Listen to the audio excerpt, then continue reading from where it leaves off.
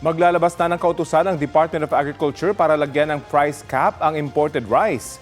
May ulat on the spot si Nympha Ravelo ng Super Radio DZBB. Nympha? Rafi, kung ginarantiyahan ni Agriculture Secretary Francisco Teodoro Jr. na masusustain at mapalalawak pa ang benteng bigas na program ngayong taon. Mayroon anyang budget dito ang DA para mayroong budget dito ang DA para ngayong taon na 19 billion pesos. May natitira pang 4 billion mula sa 5 billion na alokasyon buhat sa 2025 national budget. Lahat aniya ng 82 probinsya meron ng kadiwa outlet para sa benteng bigas. Target itong doblehin o paabutin sa 1,800 hanggang Disyembre. Sinabi yan sa paglunsad ng benteng bigas meron na program sa Makati City. Sabi ng kalihim, ang ideal 5 times a week ito dapat available sa mga palengke pero depende sa LGU dahil magbabagsak lang ang DA.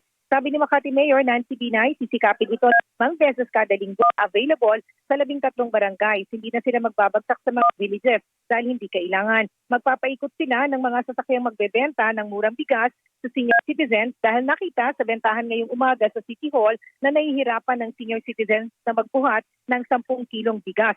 Samantala sa panayam, sinabi ni Laurel na bukas lalabas na ang 10 billion pesos mula sa Presidential Assistance to Farmers and Fisherfolk para sa mga kwalipikadong magsasakat mangingisda. Sa loob nitong buwan naman, lalabas ang kautusan para sa pagtatakda ng 50 pesos na price cap sa kada kilo ng imported na bigas.